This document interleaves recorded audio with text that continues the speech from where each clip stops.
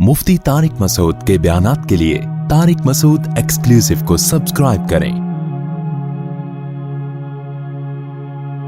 Tariq Masood exclusive.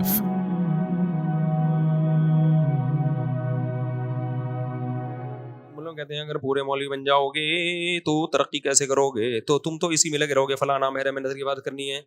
ये बहुत ज़्यादा लिबरल लोगों की तरफ से सवाल होता है कि हम अगर मुकम्मल मजहबी बन गए तो हम साइंसी तरक्की नहीं कर सकते। ये बिल्कुल गलत है। साइंसी तरक्की और ज़्यादा बढ़ जाएगी, क्योंकि अय्याशियों में जो टाइम लगना था वो इन तमीज़ के कामों में लग जाएगा।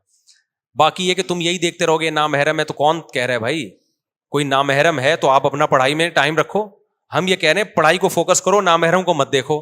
तो जो टाइम महरम को देखने में लगता वो टाइम किस में लगेगा? किताब में। तो तरक्की कम होगी ज्यादा होगी? तरक्की में जब रुकावट बनती है जब नामहरम के पीछे डंडा लेके भाग रहे होते आप, कि चूंकि एक यूनिवर्सिटी में नामहरम है और नामहरम का आना गलत है लिहाजा डंडा लेके उसको, तो फिर आप तरक्की नहीं कर पाओगे, सारा दिन नामहरमों को ही डांटते रहोगे। तो ये नहीं अनिल मुनकर, इस या तो तबलीग में निकल जाओ, वो तो मोहब्बत से समझाते हैं, या हुकूमत अपने हाथ में ले लो, वो डंडे से समझाएगी। तो आप कि तो जिम्मे ही नहीं है ना, आप अपनी पढ़ाई को फोकस करो। और मैं अजीब बात बताऊं, मैं तो दुनिया में ट्रैवलिंग करता हूं, इतने काबिल मजहबी लोग इतनी अच्छी अच्छी पोस्टों पे पहुंचे हैं। टॉप 10 साइंसदानों में जिनका शुमार होता है, यार उनका क्या नाम है, वो पाकिस्तानी है जिनका टॉप 10 साइंटिस्ट में शुमार होता है। मैंने इंटरव्यू भी लिया था उनका, डॉक्टर ज़ीशानुल हसन है, मुबशिर उस्मान है सर, वो क्रिप्टो करेंसी के बारे में उनका मैंने पॉडकास्ट की थी।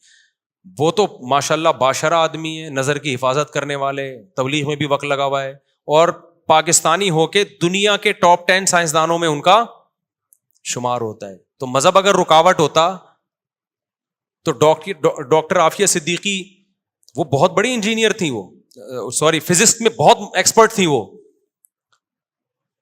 पर्देदार थी, है केमिस्ट्री में, सॉरी केमिस्ट्री में बहुत एक्सपर्ट थी वो, तो उनका शुमार भी बहुत बड़े साइंसदानों में होता है। डॉक्टर आफिया सिद्दीका जो आजकल अमेरिका की जेल में है, मुकम्मल पर्देदार थी और इतना सख्त पर्दा करती थी, इतना सख्त पर्दा कि आपकी सोच होगी, क्योंकि जो उनके रिलेटिव थे उन्होंने हमें बताया।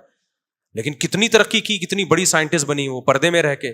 और ये और भी डॉक्टर खुर्रम साहब हैं यूके में, कैंसर के बहुत बड़े स्पेशलिस्ट हैं, वो भी काफ़ी मजहबी हैं। तो ये एक ना लिबरल लोगों ने दिमाग में बसा लिया है कि हम अगर मजहब को फॉलो करेंगे तो तरक्की नहीं करेंगे। असल में होता पता है क्या है, लोगों ने इधर के मजहबी लोग देखे हुए होते हैं, यहाँ के मजहबी नमाजी, वो तो कौम ही सुस्त है ना, तो नमाजी भी क्या होंगे।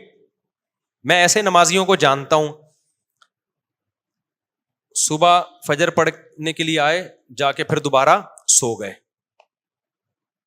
फिर जोहर में उठ के जोहर पढ़ी, रमजान में देखो ना ठीक है, सारा दिन सोते रहे, नमाज भी पढ़ रहे हैं, वो दाढ़ी भी है उनकी। लोग कहते हैं यार ये देखो ये क्या तरक्की करेगा।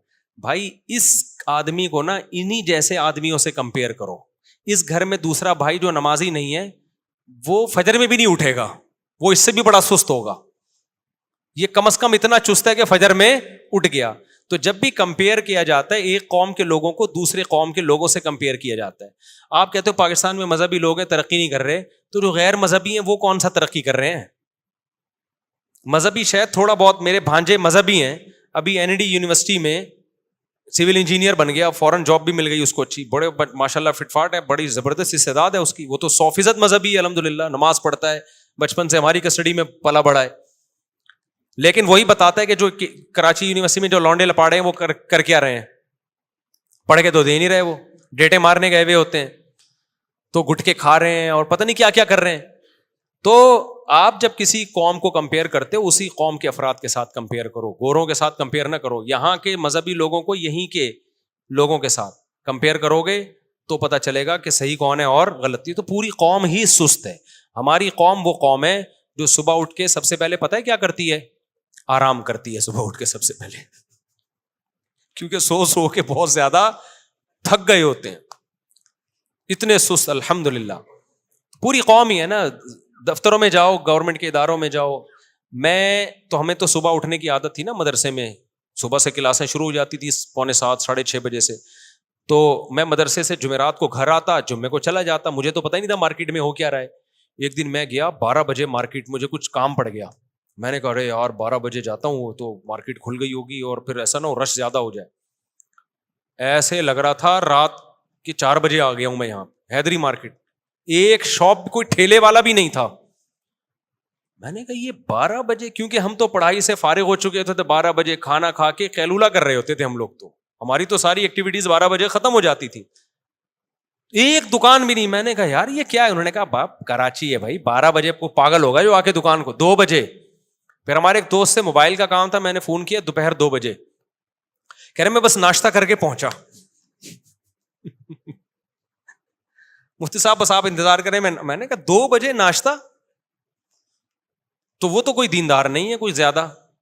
تو یہاں تو آوے کا آوا ہی کیا ہے, بگڑا ہوا ہے بھائی. یہاں کی مثال ایسے, ہمارے حضرت ایک واقعہ سناتے تھے. ایک سست آدمی لیٹا ہوا تھا, 2 سست آدمی لیٹے ہوئے تھے جنگل میں نا. تو ایک سست کے نا بیر آ کے گر گیا سینے پہ. تو ایک گھڑ سوار گزر رہا تھا, تو اس سست نے نا جس کے سینے پہ بیر تھا اس گھوڑا سوار کو آواز ماری, بھائی صاحب ذرا آنا ادھر. وہ گھوڑا سوار اتنا تگڑا تگڑ دوڑتا ہوا جا رہا ہے, آواز سن کے آیا, پتہ نہیں کیا کام ہوگا. آ کے بولا کیا ہے؟ کہہ رہا یار یہ بیر اٹھا کے میرے منہ میں ڈال دے. کہ بھائی یہ بیر اٹھا کے میرے منہ میں ڈال دے. اس نے کہا یار یہ کوئی کام ہے یار, تو خود نہیں کر سکتا تھا, مجھے بلوایا. اور اگر تو نے نہیں کرنا تھا, یہ تو تیرے ساتھ لیٹا ہوا ہے اس کو بول دیتا. دوسرا کہتا ہے مجھے بولتا, میں نہیں کرتا, اس لیے مجھے نہیں بولا. کہہ رہے کیوں نہیں کرتے؟ کہہ رہے کتا میرے منہ میں پیشاب کر رہا تھا, میں نے اس کو بولا ہٹا نہیں رہا تھا اس کو. میں بول رہا ہوں ہٹا, مگر یہ نہیں ہٹا رہا. اس نے کہا ایک جیسے ہو دونوں. تو سست بہت بڑا سست ہوتا ہے, سستی کو چھوڑو یار کسی طریقے سے. تو اس لیے دین کبھی بھی رکاوٹ نہیں ہے. بڑے بڑے دیندار لوگ بہت آگے گئے ہیں, اور سائنس کی تو بنیاد ہی مذہب نے رکھی ہے, اسلام نے رکھی ہے. بار بار میں گورے کا کال پیش کرتا ہوں نا, گورے نے اعتراف کیا ہے کہ اگر مسلمان سائنسدان نہ ہوتے تو آج ہم جس ترقی پر ہیں, 8 سے 500 سال کے بعد ہم یہاں ہوتے. مسلمان سائنسدانوں نے 500 سال کا فاصلہ ہمارا کم کر دیا ہے. ابھی تک سائنسی بہت سی اصطلاحات مسلمانوں کی استعمال ہو رہی ہیں, گوروں کے یہاں بہت سی سائنسی اصطلاحات ہوئے ہیں جو گوروں کے ابھی بھی تھوڑا سا پروناؤنسیشن چینج ہوا ہے, لیکن وہی ٹرمز استعمال ہوتی چلی آ رہی ہیں. ہوائی جہاز کا نقشہ مسلمان سائنسدان بنا چکے تھے, مفتی رشید احمد صاحب نے اصل فتاوی میں اس کا حوالہ دیا ہے.